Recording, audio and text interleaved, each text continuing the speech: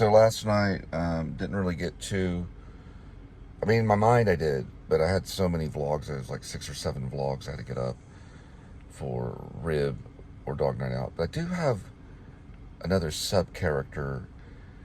It's one of Shep's colleagues that was in police academy with him. And there is going to be a moment where he talks to him. And they talk around, like, because people do this in conversation. It kind of may be revolutionary in a movie. But they don't ever talk about exactly what he did wrong. They just know that he's on administrative leave. The conversation starts with him saying, you know, these are the steps that you have to go through, and be sure to do this, and don't forget to turn in that sidearm, and things like that. And they're like in a cafe. I think I'm just call the character Matt. His name's Matthew Deal or something like that. I like that name, Deal. Matthew Deal. Probably D-I-L-L. So they're in the cafe talking, and Matthew Deal and Shep, or Shepard, Dwight East, are talking, and they talk around. They never talk about what he did wrong, that he's going to have to, basically kind of hints to him that, he kind of insinuates that, you know, you're going to have to leave town, you know, because they're going to get him. And he knows that he has some time before they send the boys after him. But he tells him, he says something to him that's kind of a little homage or a hint to Shawshank Redemption. You know, something about he knows how things get cold. It can get very cold because he knows the conversation could be recorded, or that his words can be held against him in court. So he says something like, you know, it gets really cold. And Susie and I went out to the zoo, and we saw young Josh. Well, Josh was so excited looking at the polar bears, and kind of looks at him, you know. And so he gives her a hint, and that gives him the idea to go to Alaska or whatever. But then there's some other things. He's like, you take care of yourself, you know. You know, don't worry about the media. Don't worry about, you know, there's like conversation like that. Don't worry about this and stuff. And then he kind of looks at him, and he kind of looks that way, like, you better get the freak out of town, you know. So then you see him on the road. It can cut back. Now, all these other characters that I've introduced a while back, they'll somehow see the moment of Dog Night Out and the Revolution. Because ultimately, it is a book. It is inspired a little bit by The Purge, the movie The Purge, even though I'm not a big fan of The Purge. But the idea in The Purge is that the civilians get purged. They have one night where they can commit crime against themselves. And it's total chaos and anarchy, and they can kill one another and everything. That's not necessarily, it's not a dystopian society. It's a normal society. It's not dystopian. But what ends up happening is, because of the dwarf, and it's a little like The Stand. And I've read it took me a long time to read The Stand. The dwarf is instigating this revolution, and he's got these platoons set up, mostly out of, like, basically displaced people that are very poverty-stricken, off and on the sidewalks, off and on, basically on the streets. But he gives them weaponry, he gives them training, he takes them out to these nearby fields and trains them to be like a militia. He even, like, gives them money if they needed and stuff. See, he's like this, nearly a trillionaire, very rich character, very much almost like Apollyon, John Bunyan's Apollyon. And he trains them, and he's got it all set up in like all 50 states, really. And the wick that, you know, he lights the wick, or he lights the fuse. What that fuse is the dogs. That's why it's called Dog Night Out. And it's very kind of, it's kind of a homage to Terminator 2, James Cameron's Terminator a little bit. It's kind of apocalyptic. It can get George Miller. It can get Mad Max. But that fuse is lit in one town where the dog starts, like, barking at this kind of, like, beefy dude or something that's like, man, tell your dog, blah, blah, this and all this stuff. And then finally some lady's like, fuck, I'm calling, you know, some passerby is like, I'll just call the freaking police. And you see the dial out, and all of a sudden, boom, it goes to the station. And you hear the guy, yes, ma'am. Well, okay, yeah, the dog. Okay, we'll send patrol, whatever. So they all obviously call animal control. So it's not like that big deal. And the cops are like, whatever, and they're driving around you. And they pull up. And one cop gets out, and he's like, all right, ma'am, what's going on? And he reaches over. He's like, I've handled dogs myself. Man, sir, do you mind if I take the leash? He goes and reaches for the leash, and it just like it cuts right after that, you know. And then you know it'll reverse back, and you see the sniper putting another cartridge in the thing, and then it goes to another town. You know, like that happened, like say Fort Worth, and it goes to Pittsburgh, because it really happened in Dallas. Yeah, it did. This stuff has happened. And then it cuts to like D.C., you know, and the guy has his dog, and he's dressed in like, you know, because they still dress up like street people, because they basically still are. It's a revolution among the poverty-stricken. But the dwarf is like a trillionaire. He's the one that's controlling it. He's like, he's almost as powerful as like Elon Musk or something. And then there's another instance, the same thing, almost the same exact, you know, ma'am, that dog, well, we'll spray, and they're spraying the dog with like, you know, like, that gas stuff, whatever it's called, the not mustard gas, but it's, tear gas. They're spraying the dog with tear gas, and then he goes up to the dog. They only react, so they're trained. It's very militant. It's very organized. The dwarf only trained them to snipe when they go for that dog. And so then, like, you know, there's more and more dogs, and it keeps on going. And then there's another way that they start getting them. And then all of a sudden, this cop car pulls up to a 7-Eleven, and freaking surface air missile and blows the cop car up. You know, it's all burning. So it gets war against, you know, basically the cops. It's kind of a little bit like, you know, because like in Mad Max, they were driving around a cop car. In Mad Max, I think they were supposed to have been cops, and Mad Max was also a cop. So, you know, like, they're not going to get the administrative leave one, which is basically Shep, because he's an Alaskan when all this is going on. And all those other people that I introduced in the beginning of Dog Night Out, they will come across it like on a newspaper clipping, or they'll see it on a television, or they'll hear about it, you know. And that's the only reason for those characters. So it's very, I don't know what you call that in literature. But anyway, they may have a little more of a story or something, or see, one of them may witness it. They're like witnesses. Anyway, it keeps on going, until all of a sudden there's a news clipping where there's like 20,000, you know, police officers killed in like one night. You know, it's like the night of the long knives. You know, John Milius would like love this site. Well, yeah, John Milius is kind of militant. You know, it's like an anti-militant zealot, you know, script kind of thing. But anyway, I those are the things that I kind of thought of right now. And then I've, of course, thought of them last night about, like, what am I going to do next? We're still going to go ahead and take it bit by bit. So Shep is going to pull his wagon out in Alaska and Fairbanks. He's going to make a, you know, this little parking area, like this cabin area, or, well, not cabin area, but what they call RV park. Like not an RV park. It wouldn't be an RV park. It's not exactly an RV park, but it's like an off-the-trail, Trent the Traveler kind of, if you watch Trent the Traveler, it's kind of an offbeat, off-the-grid place where they might have a little place where you can burn a fire and stuff, and that's where he sees the polar bear, and the dog, Buster, you know, barks at the polar bear, and he gets a 35mm shot of it. He doesn't just kill the polar bear. He's not like a hunter. Then it switches over to Jed, and Jed finally receives, or Jed Wilson receives, or he gets the Amazon package, which is basically the snow tracks. And then the Amazon driver actually helps him get out, and he gets back on the road, and then he makes that call to Doc Shelby. But this is kind of an idea of where the story can go. The story's mutated quite a bit because of the Spiritus Mundi. All right.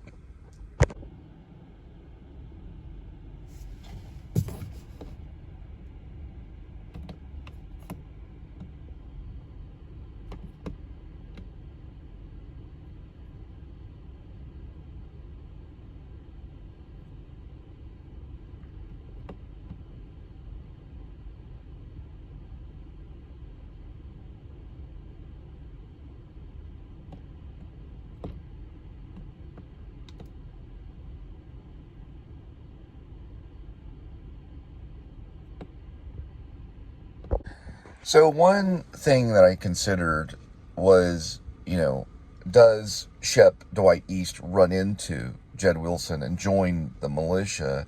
I think he's probably going to see it from the outside. Whether he's going to stay solo, kind of Mad Max, and he'll stay with his dog, Buster. They will attack a polar bear. So we're at like a normal stage now. We're not at the revolution stage yet. This is quiet before the storm. That could be the opening chapter, you know, or the opening part. I guess better to say part than chapter. These are all different chapters. I put the chapters in there. I'm going backwards. I'm posting everything backwards on Facebook. But the part first would probably be the quiet before the storm. Then Dog Night Out, you know, that'd be like part 2, you know, of the book, Dog Night Out, and that's whenever it gets real, you know, crazy and every, you know, for a while, and you're getting all the gore and violence and stuff that Stephen King has become famous for, you know. I'd have to work on some of that. You know, people getting their heads blown off and stuff like that by these Macmillan. Mostly they're all Macmillan rifles too. The dwarf is, in a way, he's not necessarily, I'm gonna say Hitler. I don't like throwing the word Hitler around. But he's kind of a dictator, but he's not government office. He's just very, very rich. So he's driving an Audi. You know, that's just probably one of his toy cars. He's probably got 3 or 4 Bentleys. He lives in a mansion, blah, blah, blah, you know. So he's gotten all these guys Macmillans because it's a reliable sniper rifle.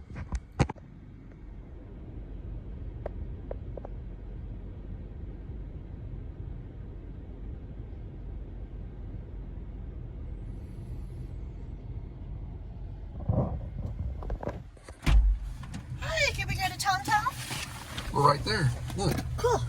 See? It's right there. Yay. Side note, there's probably a sequence where one of the, probably Jed, because Jed doesn't get along with Doc Shelby. He calls him Tom Thumb one time. He's like, whatever, Tom Thumb, or something like that. He kind of makes fun of him. Or we can't think of another name. Doc is probably a nickname. Shelby is probably his last name, or a name that he goes by online. It's like maybe a username. There's a reason why Shelby. Now we have to have Doc character. Doc is probably mad at authority figures because something happened to him.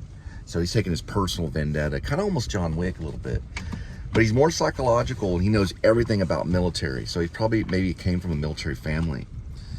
And, you know, he's very, I picture him in my mind, Peter Dinklage. That's who I picture.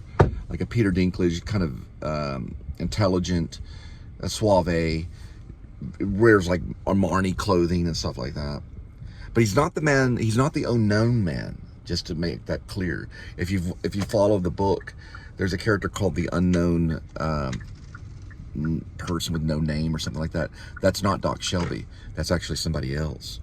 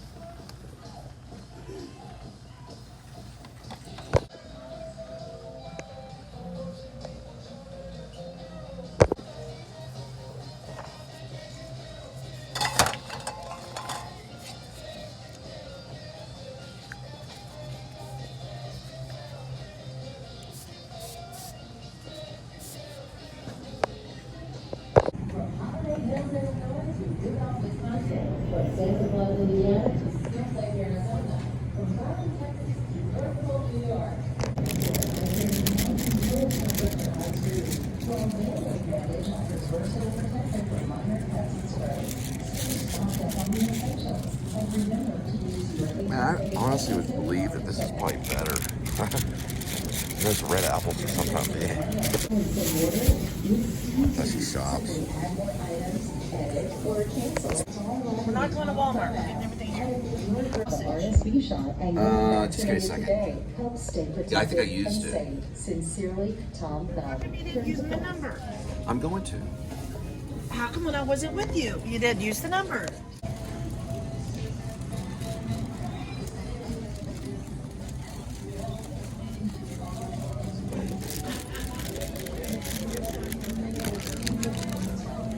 Well, if you have your club card, please scan it now. Scan items one at a time. Enter phone number.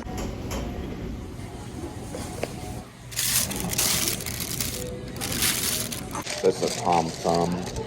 It's a Tom Thumb donut. And this is what it looks like right now.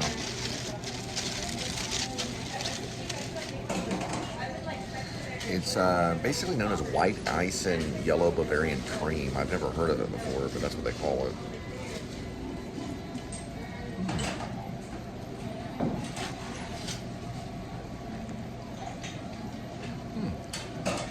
That's not real, man.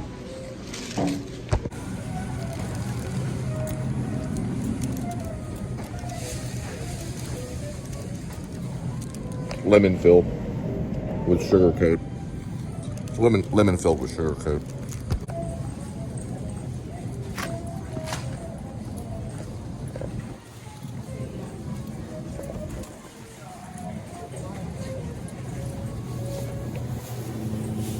Hi.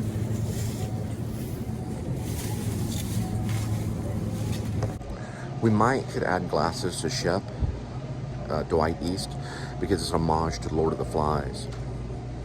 He could be almost like Piggy's character and have to use his glasses to start fires and stuff like that. Maybe there might be. We'll have to think about it.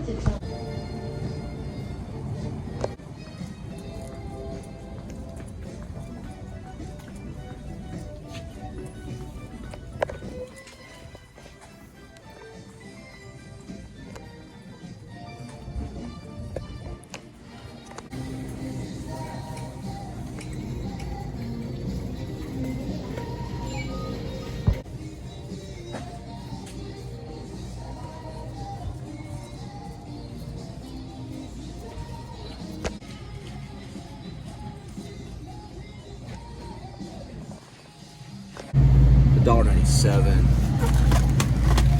It's a healthy choice. Cafe Steamer's chicken fettuccine Alfredo with broth. Or you can get this beef teriyaki too, which is pretty good. Beef teriyakis, tender beef strips with rice, carrots, broth, and water, chestnuts, teriyaki sauce.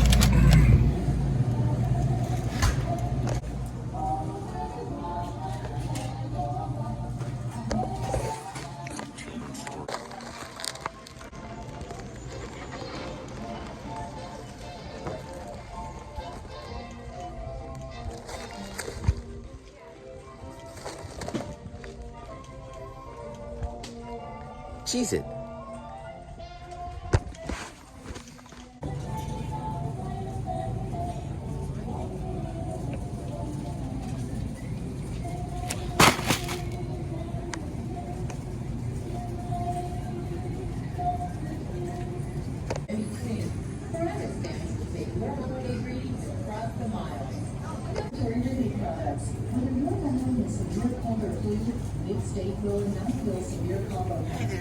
Did you do what you're supposed to do? Yeah. We're gonna get going in a minute. Let me.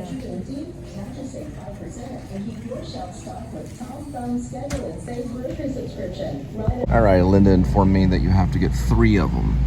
So we may go with the honey glaze for the turkey one.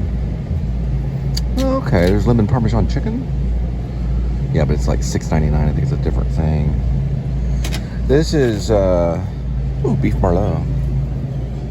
Go with that.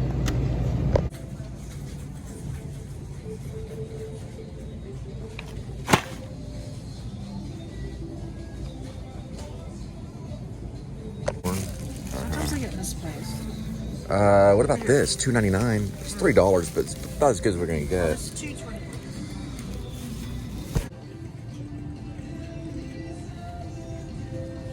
When I was younger, I was in kindergarten. This was the first. I sold spices at door to door. I think every single door I rang on, I sold spice. We had them in a little spice box. We would show it. It looked very similar to something like that. I sold a lot, a whole lot. Kids can sell. I was kindergarten. I was in kindergarten when I was selling spice.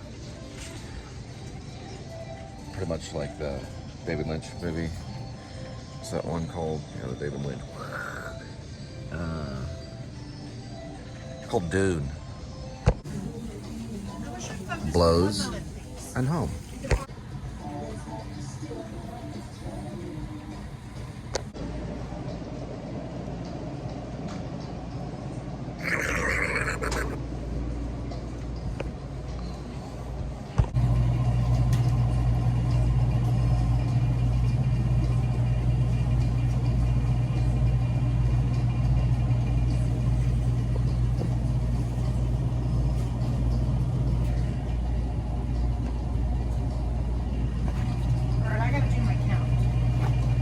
Ready for the count. Oops. And ready for the count. So chicken's pork chops is $12. $12. 13, 14. 13, 14. 15, 16. We're at 16. 17, 18. 17. 18. Okay, we're at 18. This is 12. Got it. 12 plus 2 is 14. Plus Got 2 it. is 16. Got it. Plus 2 is 18. Got it. Plus 3 is 21. Got it. Harris is $1. Got it. 22. Tortillas is 2, 24. Got it.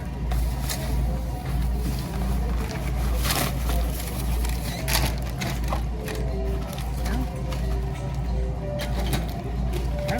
25. Got it. 26. Got it. 27. Got it. 28. Got it. 29. Got it. 30. 30. 32. Got it. 34. Got it. 36. Got it. Plus 2 is 38. Got it. And 10 to crew. Plus 2 is 40. Got it. These are $1.29 each. Got it. So that'll be 44. Got it. $2. Got it. 46. Mm-hmm. Why do we have 2 tortillas? I got one. I already got it. Oh. The end cap price. 46. Got it. It's almost 2. 46. 48. Got it. 49. Got it. 50. Got it. It's about a pound. It's a 51. Pound. 52. Okay. What's alcohol? How much is alcohol? 30. And then that one? 82. How much is that? Already alcohol's 30. 82. All 52 together? plus 30. 82. So you're looking at $82. Yes.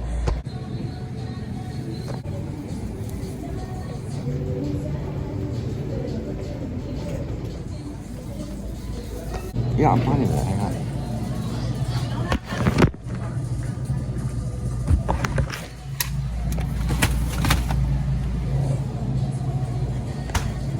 Let's switch over to Marie. Oh, okay. The same price. Yes. Most You're getting the bacon. shrimp? Okay. The shrimp. And You then can add what's that, broccoli. beef? Steak, You always yeah. put that over the same rice. price? Okay. And then Why don't you go with kind of fettuccine? Chicken broth. we already have a lot of chicken. I'd rather get meat. Okay. What about this one right here? I Slow already got that roasted. one. Oh, you got steak. Mhm. Steak and seasoned. This is slow Just- roasted. You could go with, I said beef. what about poppers. dumplings? Oh, beef poppers. Yeah, we'll go with the beef. Even Pot though we roast. have- Wings might be something different. For people. We're on a time frame, okay?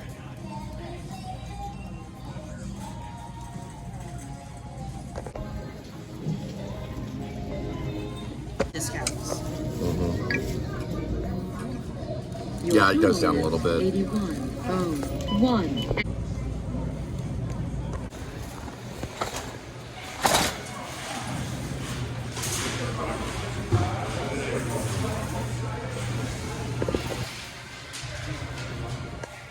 All right, we got some yummy stuff at the Tom Thumb. Here you go.